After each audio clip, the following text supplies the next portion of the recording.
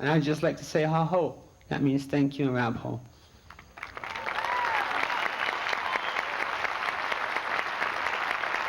Aho, Silas.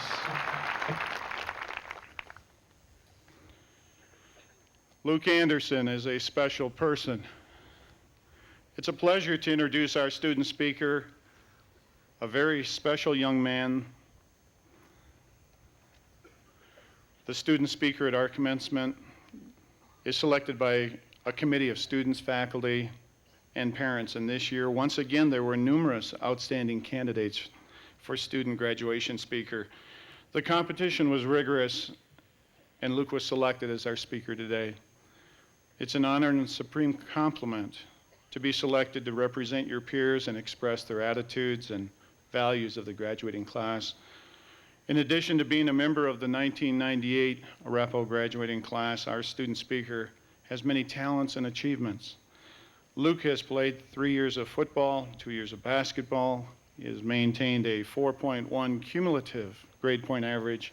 This past year, he has taken 5 advanced placement courses and wrote 6 AP examinations. Luke likes to hang out at malls, specifically Park Meadows Mall, where he plays the grand piano while seated in his tuxedo at Nordstrom's department store.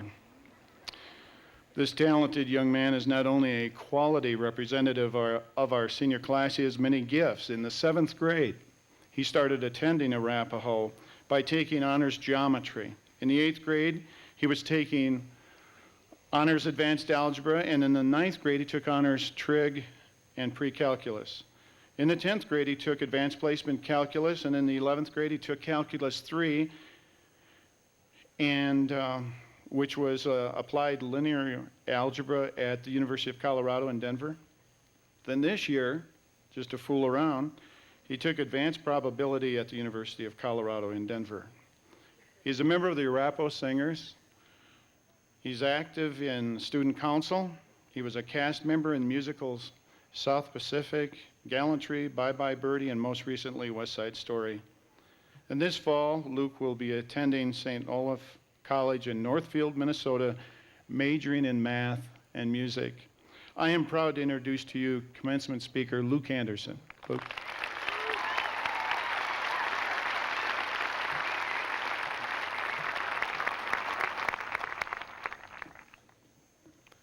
Thank you, Mr. Booth. Members of the class of 1998. Today is a momentous day. We stand at the brink of the future, prepared to let go of the past and reach for the stars. It is a day of great... No, that's not what I want to say. Things like that are nice to hear and sort of uplifting, but what do they really mean, if anything?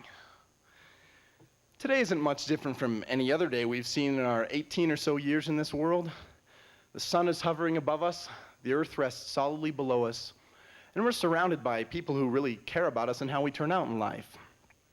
In these ways, every day that we live is significant all the same, whether it involves writing a huge paper into the night or celebrating our high school graduation. Today will definitely stand out in our minds for a long time, but I think we should be reminded of the amazing value of every single day we have the privilege to experience. There's a poem that's been hanging on my refrigerator at home forever. It says, "Today is a new day. I have been given this day to do as I will. I can waste it or use it for good. What I do today is very important because I am trading a day in my life for it. When tomorrow comes, this day will be gone forever, leaving behind something I've traded for it.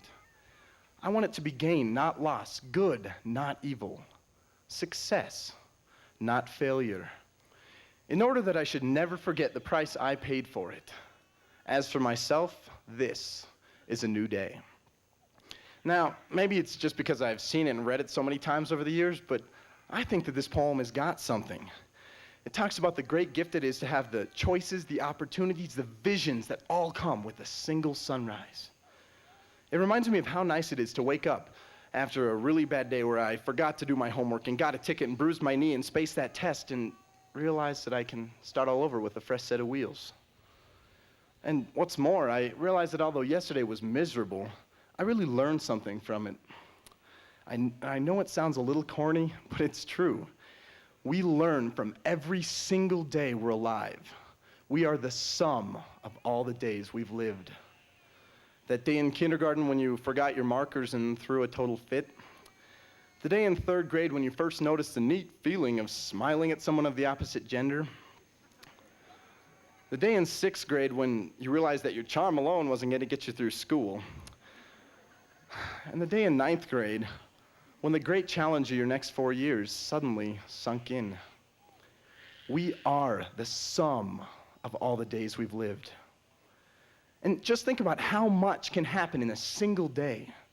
You could find a $20 bill on the ground. You could meet a lifelong companion. You could experience the death of a close friend.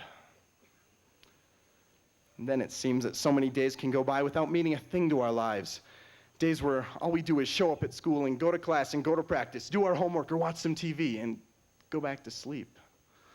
It just doesn't seem to make sense that our worlds can be so full and exciting at times, and at other times seem so routine and dull. But that's how it is.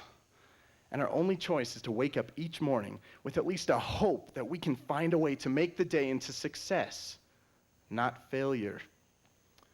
It might seem unnecessary to think of every single day this way, but our days don't stretch into eternity. Eventually we'll wake up, and that day will be our last. Each one is a colorful thread in the fabric of our existence.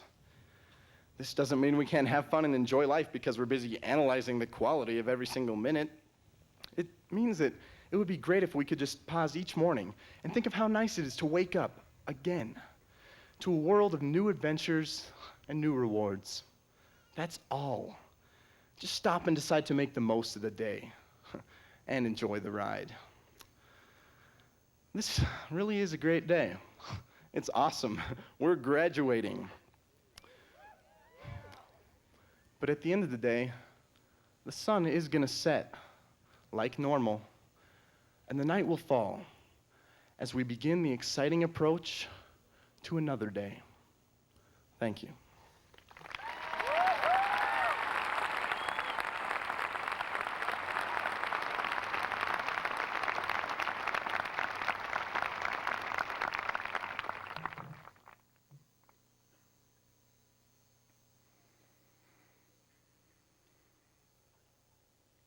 Among the nearly 400